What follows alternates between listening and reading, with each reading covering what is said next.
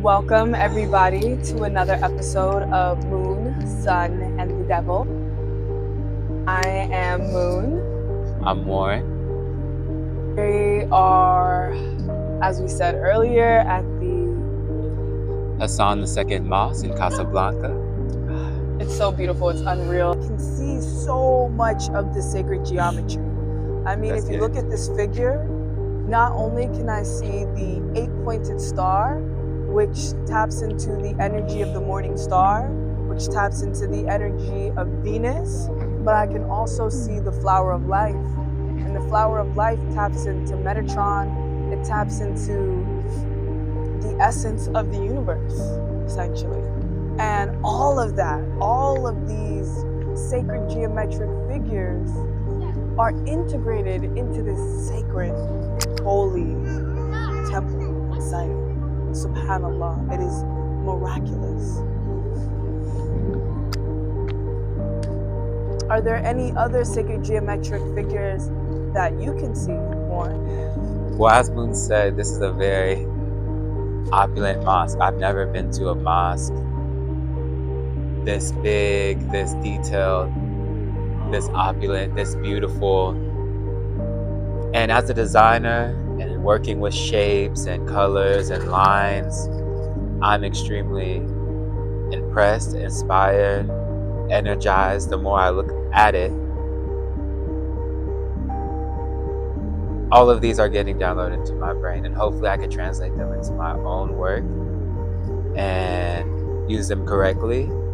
The designs that is really blowing my mind is these on the side, because although they are sacred geometry, it's almost as if it is controlled chaos in a way, and I love that. Talk to me more about I love that. What do you mean? Whereas you see how these structures on the doors are a little bit more organized, right? You can almost predict the pattern if you look at it for a certain time. But then as we go in up here, these are unpredictable to me. Like, this is unpredictable, but organized. I understand. It's almost like it could leave the space in which it was designed within. Exactly. Yet it's contained. Wow. Subhanallah. And that is impressive. I think any artist that has the ability to control chaos and control something that is vibrating so high is such a talent and a master at what they do. Let's go over here and look at these huge and doors. Y'all know I love me a good door. Unreal. Look at this. Wow. Absolutely incredible. I hope to inspire to be on this level while I'm alive at some point. However hard I have to work, I want to inspire to this level of architecture, artistry. Come up a little closer, maybe, right? We have, well, one in Morocco. This blue is very important. This royal blue is extremely important. And it's, subhanAllah, it's wild that I tapped into this color when channeling and wanting to work with Inanna, whose symbols are also super intricately put around. But then you also have this dark green, this tan, these light blues, which really show like really an opulence, but a groundedness. There's a wateriness to this that is very peaceful, very tranquil, very cleansing. They're praying. You hear the prayer, you see all the inhabitants going into the mosque. The prayer is beautiful. As soon as we walked up and heard it the first time, you could feel the resonation in your body. It's crazy. The resonance in your body.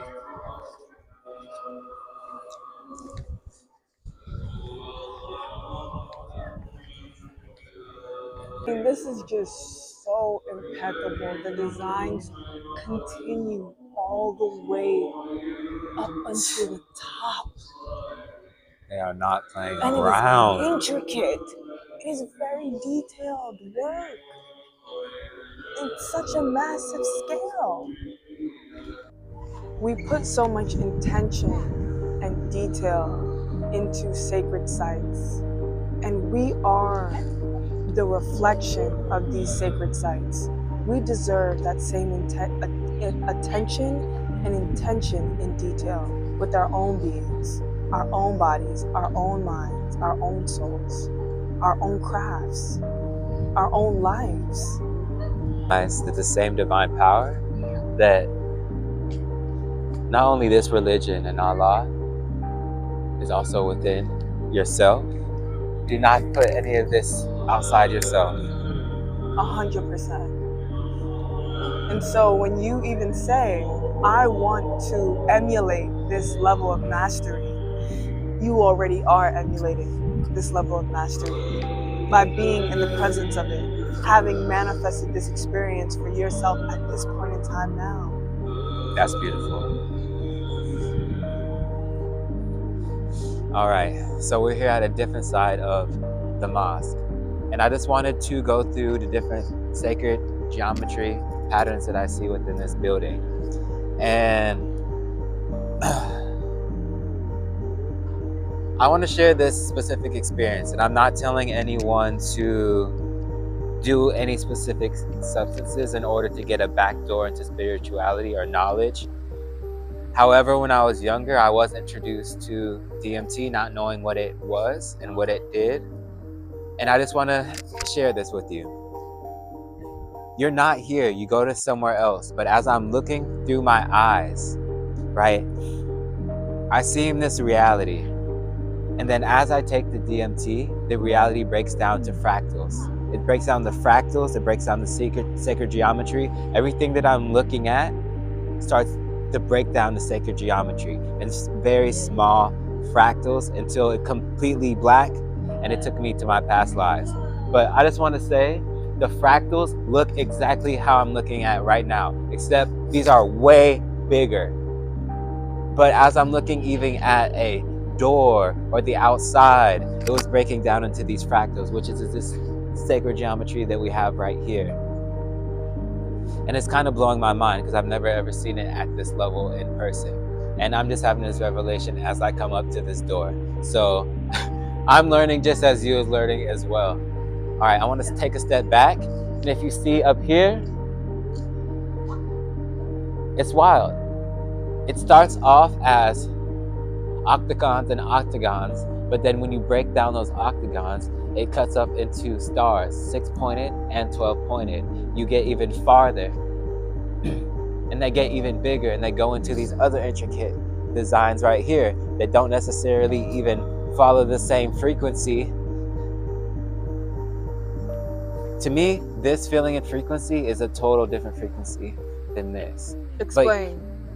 But you see how these have a lot more curvature and curved lines. There's no such thing as a straight line. However, when you go into here, you get more of the straight lines and the circles. And if you look even closer, it breaks down to, you can see the ornate detailing within here. And then we go back. And this is even giving me a sense of almost probably what Art Deco was born out of, this style right here. Then you back up. Oh, wow. And people are coming out of the mosque. But, you know, wow. Okay, this up here too, not only does it look like a 1, 2, 3, 4, 5, 6, 7-pointed star, it also looks like an orb. Can you see that? Can you see the sphere within the star? wow, I do. Yes. I do. And when you can start seeing these shapes, you start processing a lot more spiritual knowledge in your subconscious, because your subconscious does not speak in words or in language, it speaks through symbols. Exactly. That's so beautifully said. And as I was talking to Moon earlier today, I was saying that it's funny how as we become modernists, you know, we're going to a lot of straight lines, or even brutalist. Brutalist is very popular as we go into modernism. However, all that is straight lines. boxes. There's not very much curvature. There's not much sacred geometry. If we build cities with more sacred geometry and we are physically looking at sacred geometry more within our lives and our lifestyle, I honestly believe that aids in your spirituality and your spiritual knowledge.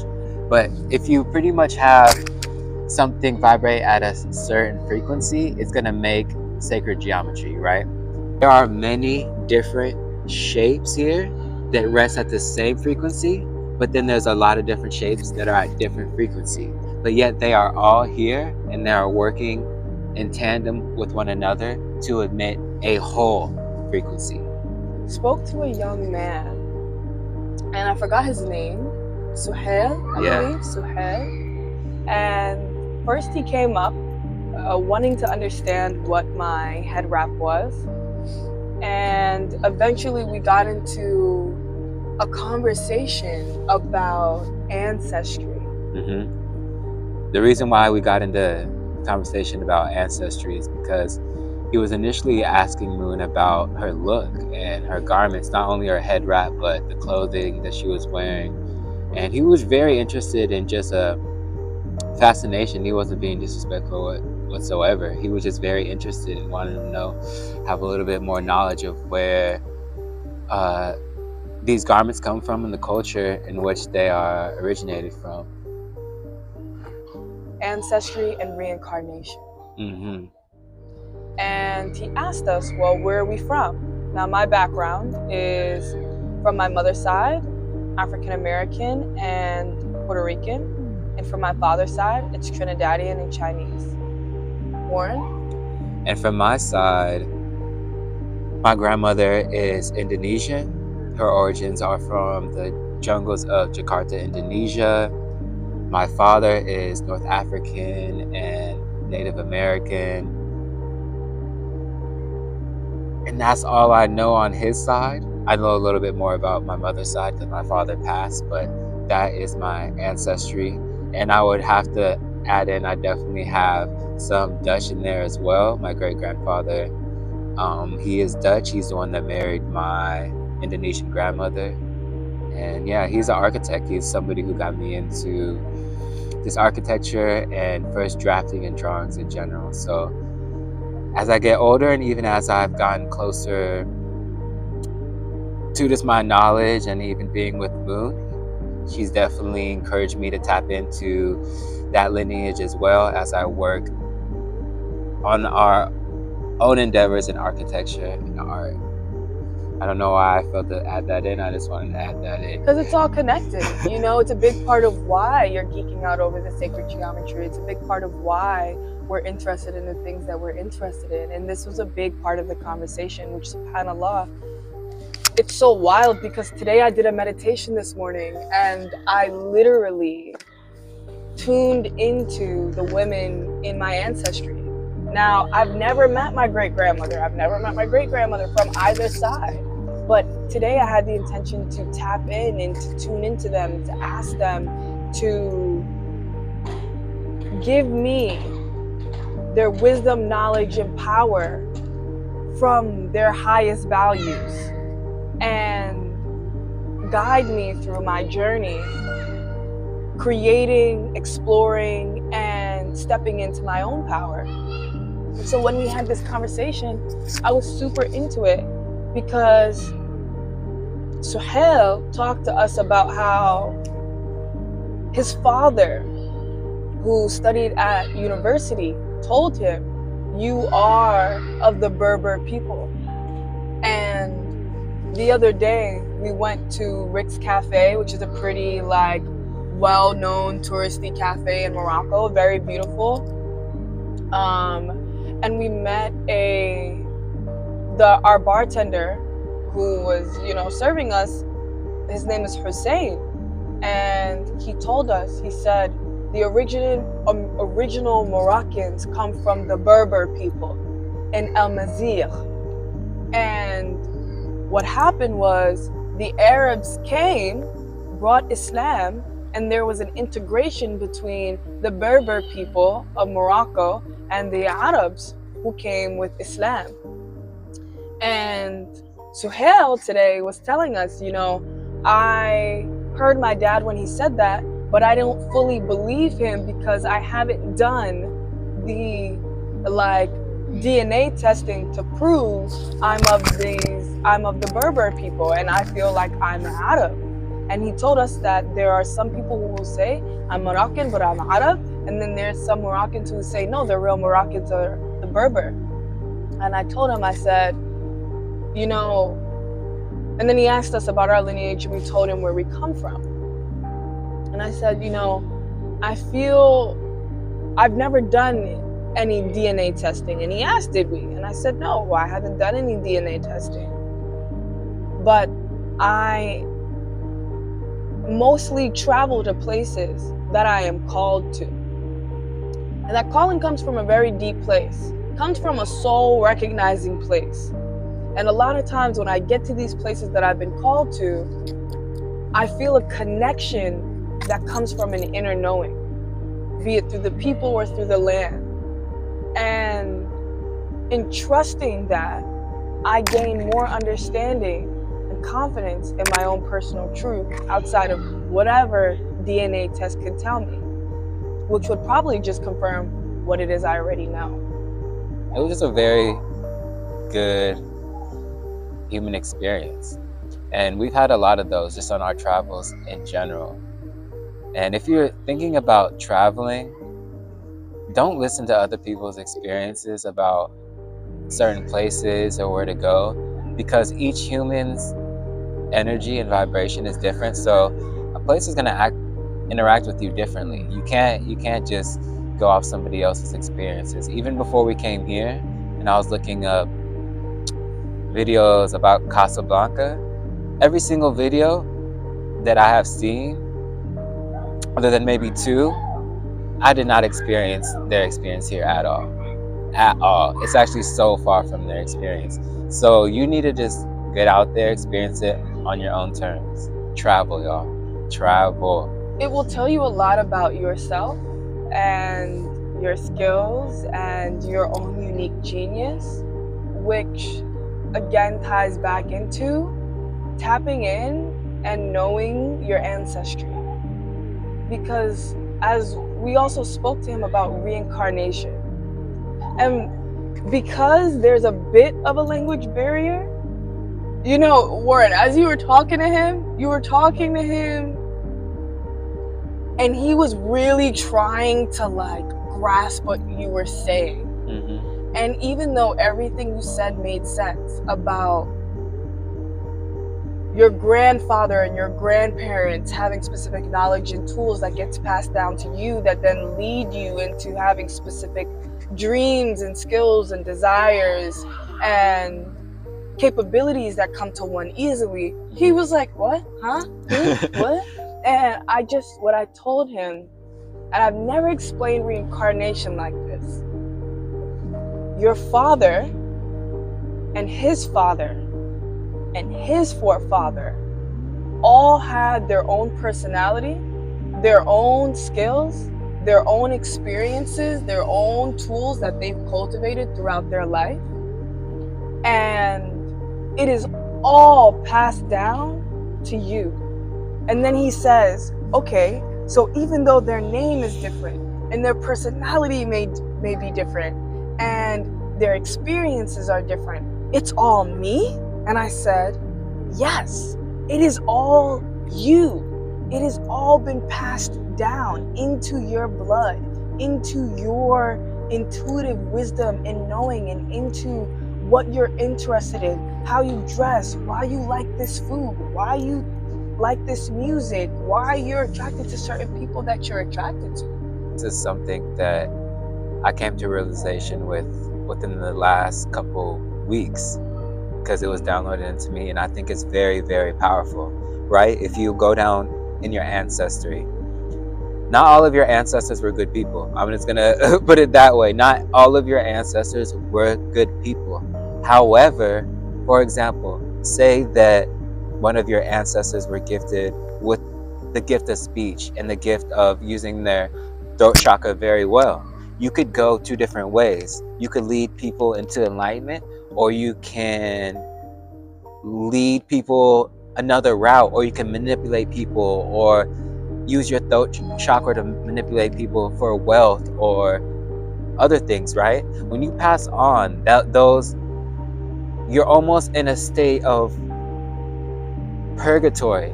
I don't want to say purgatory, but your soul never dies. Energy is never destroyed, but it needs to go somewhere.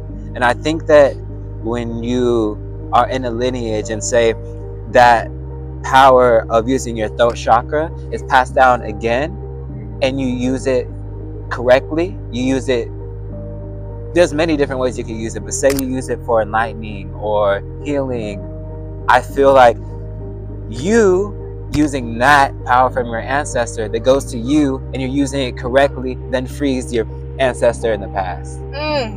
So powerful. Yes, and I think that's so beautiful, because there's always a chance of redemption. There's always a chance of ascension and enlightenment. In my life, I've had both angels and demons work with me because of my pure essence in treating demonic forces with pure love that they didn't even know or think they deserve to get. So now they're working on my side because I showed them love that they've never got ever. And now I even have them confused. Like, we need to help him. We need to align with him to get to where he needs to be. So now I have both light and dark fighting with me. So how am I going to lose? You're not going to lose. So stay pure, stay benevolent, and beautifully. I would also say, and I didn't think about it before, but when you are working through patterns and behaviors and beliefs that you recognize have been passed down throughout your lineage, you are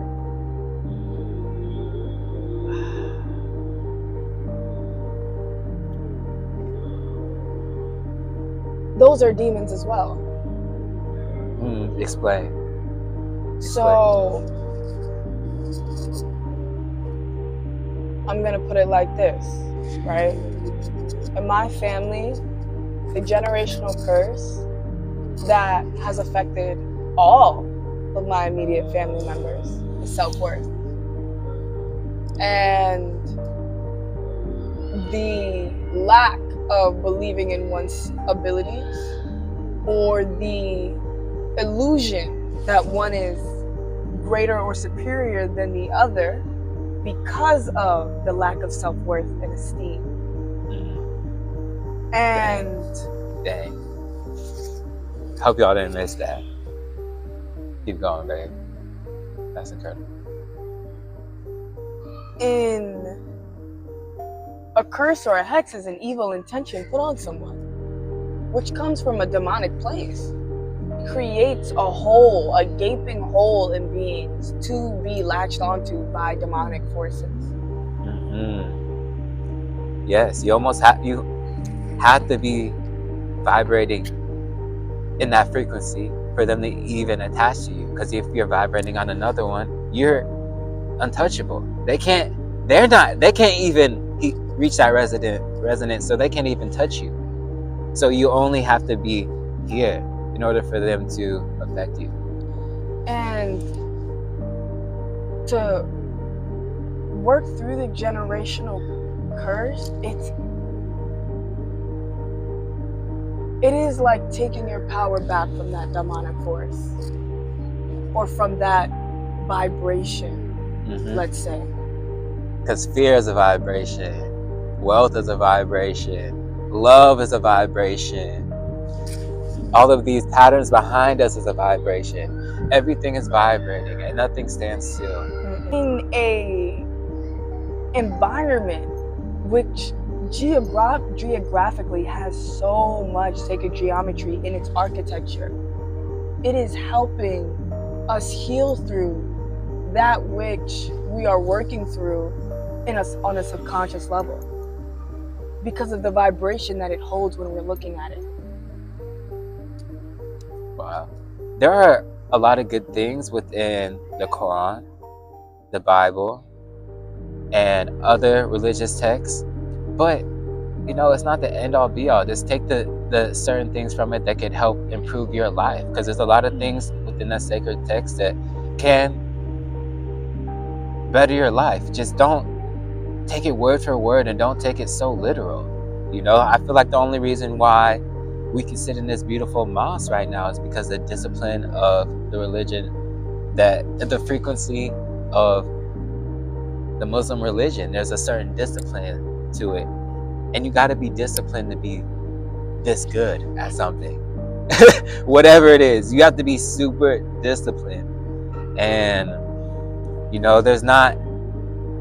I don't live by any religion necessarily, but I definitely take stuff from all religions that benefit me to help me become a better person.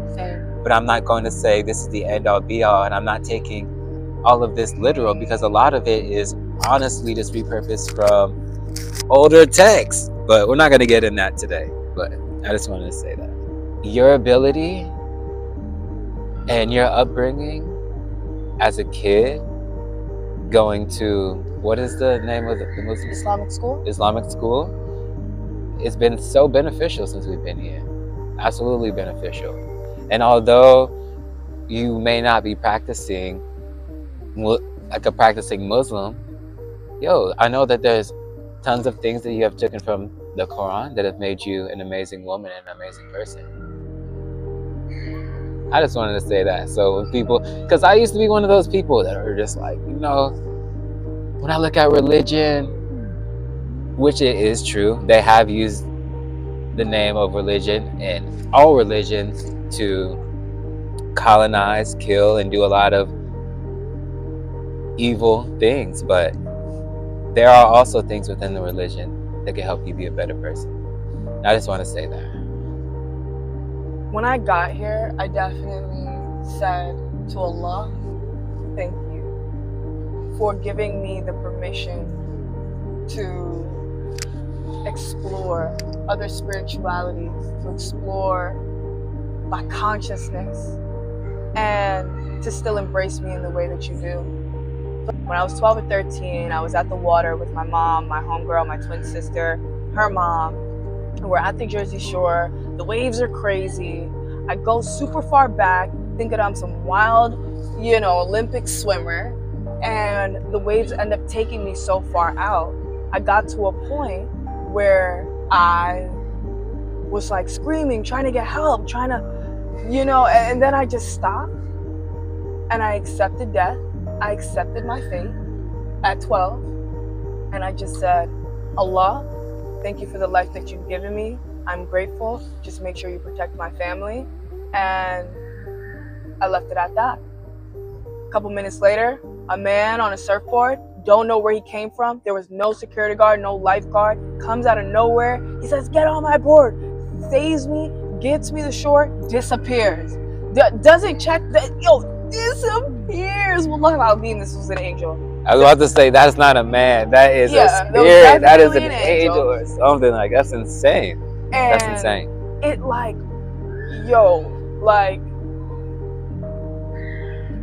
I experienced enlightenment. And what enlightenment is, from my experience, is a profound, crown chakra, or just mind opening. And it created an extreme thirst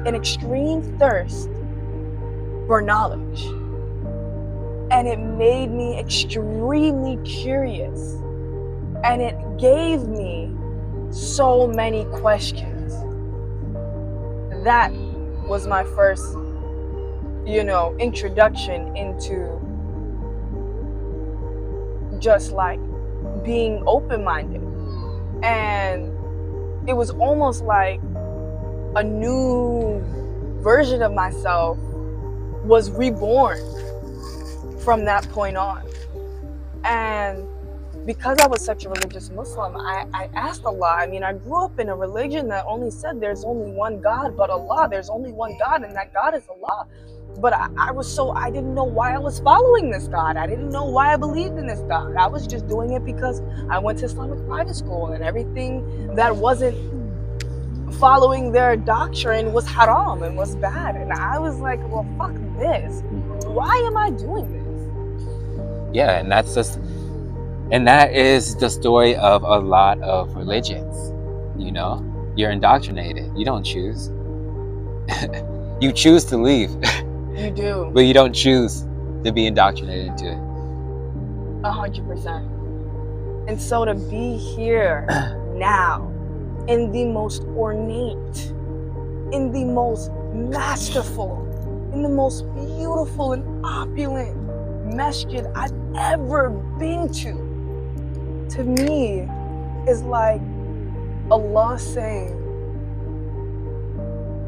I'm so proud of you, Habibti. I'm so proud of you for expanding your consciousness and for exploring other spiritualities and still never forgetting me. So good. So good. Yo. So good. Yo, and just on design, man, forget the Vatican, forget Catholicism, architecture. This is where it's at, man. Like, yo, this is so beautiful. We just came from London, Paris, so we saw the nice cathedrals, all the statues, all the Le Play, like sculptures. I'm just kidding, they're nice or whatever. But man, there's something within this design, this architecture, this frequency that I resonate with so much, and I love it. And I'm so grateful to be here with you. We definitely are the mastery that we see in this work. For us to be able to recognize the mastery in the intricacy in the work is for us to have known that within ourselves. In us even starting this show, we had to develop a certain discipline in maintaining a very specific frequency and remaining committed to the path of knowledge. Yeah, I mean, and even to start our travels, to begin our travels, we had to reach a certain frequency separately and then come together, and then we were out of here. Talk about ancestry, reincarnation, sacred geometry, self-mastery, go and Aghazir and the Berber people and the Arab people. So we talked about a lot, and we love all of you, and we're just excited to continue sharing our journey, our knowledge, our wisdom, our love, and our power. Absolutely. And remember, vibrate with love, because that's wealth. If you could hold the vibration of love and gratitude, you are going to travel through this world like the richest person you've ever known. Period. Oh yeah, quick fit check. Let's just so you really put it on today. Oh yes. Hey, thank you for tuning into another episode of Moon, Sun, and the Devil. I'm Moon. I'm Warren, and we love you. We love you very much. Peace, family. Till next time.